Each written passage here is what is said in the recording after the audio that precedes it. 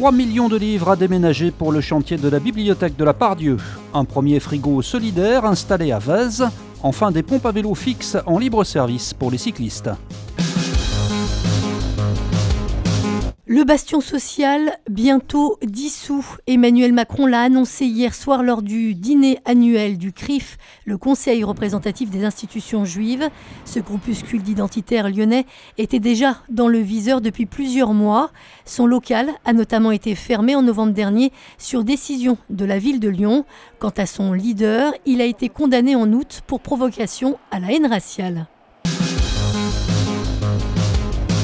C'est un déménagement colossal. 3 millions de documents doivent quitter le silo de la bibliothèque municipale de la Part-Dieu pour permettre sa rénovation. Le silo a été bâti dans les années 70, voilà. Donc il a quelques pathologies historiques, on pourra dire, et notamment l'amiante. Il y a aussi des conditions d'éclairage qui sont à revoir, et puis tout l'environnement des normes de sécurité qui sont à mettre à jour. Par ailleurs, on revoit les conditions thermo-hygrométriques. Alors c'est quoi ce terme un peu barbare? Les livres sont bien conservés à une température donnée, à une hygrométrie, c'est-à-dire le taux d'humidité dans l'air donné. Le chantier doit s'effectuer par tranches de 3 étages sur les 17 que compte le silo.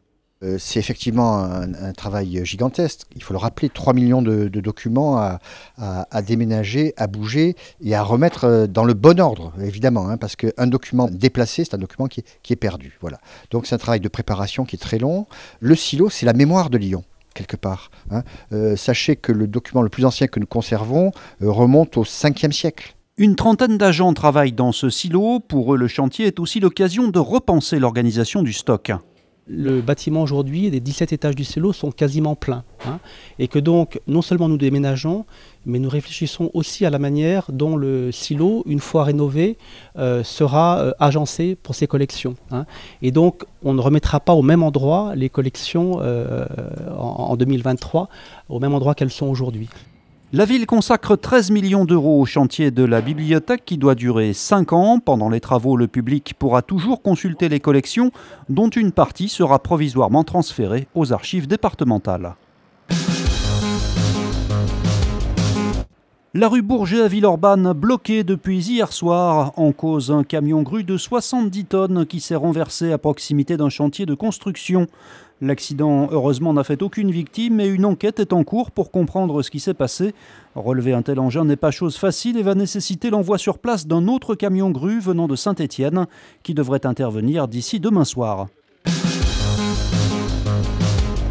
Alors les frigos, moi je trouve ça très bien parce que ça aide les gens les plus démunis à manger, à récupérer des trucs qui sont encore frais, plutôt que les jeter à la poubelle et puis que ça ne serve à rien. Moi je trouve que c'est une très bonne idée. C'est une première à Lyon. Un frigo solidaire vient d'être installé dans une rue dans le quartier de Vèze. Habitants et commerçants peuvent y déposer des denrées à disposition des plus démunis. Il est alimenté vraiment très régulièrement. Nous on essaye de le faire aussi très régulièrement, même si on a une bonne gestion de notre stock. Donc c'est pas tous les jours évident, mais on essaye au moins de mettre 1 ou 2 choses par jour. Il n'y a pas beaucoup de choses qu'on ne peut pas laisser. Les seules qu'on ne peut pas laisser, ce sont les denrées périmées, les denrées entamées, les plats faits maison, parce qu'on n'a aucun moyen de savoir à quel moment ils ont été faits. Voilà, des boissons, pas d'alcool. Ah, moi j'en ai profité, j'ai déjà pris un fromage, du café et puis un sandwich une fois, voilà. Comme je suis à la rue et puis que je mange dehors, voilà, moi ça me profite, ouais, bien sûr. Les frigos solidaires existent déjà dans plusieurs villes, dont Paris, Lille ou Marseille. Leur installation est aidée par le groupe SEB, une bonne idée contre le gaspillage et qui favorise le lien social. L'agglomération lyonnaise, de nouveau en alerte pollution. La préfecture a déclenché la vigilance orange sur le bassin lyonnais jusqu'au Nord-Isère. Une baisse de la vitesse de 20 km/h est donc mise en place sur les grands axes routiers et ce jusqu'à vendredi matin. Il est recommandé aux personnes vulnérables d'éviter les sorties. Notez enfin que les vélos seront gratuits pour les trajets courts de moins de 30 minutes.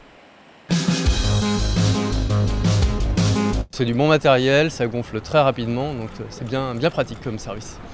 Pratique et même un peu gonflé. Depuis 1 mois, une pompe à vélo a été installée avenue Jean Jaurès dans le 7e.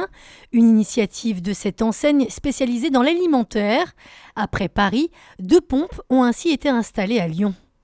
Notre enseigne, qui est une enseigne urbaine, s'adapte aux besoins de notre clientèle.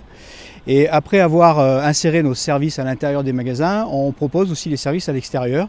Et vient de rentrer aussi aujourd'hui dans notre concept la pompe à vélo. Et en l'occurrence sur celui-ci, magasin, sachant qu'on était à proximité d'une piste cyclable, on s'est dit que ça pouvait être un service qui serait d'une grande utilité pour ces urbains qui sont la plupart du temps pressés. En libre service, de jour comme de nuit, cette pompe à vélo est équipée d'un embout universel, une idée qui a vocation à se développer, ce qui réjouit forcément les associations de cyclistes.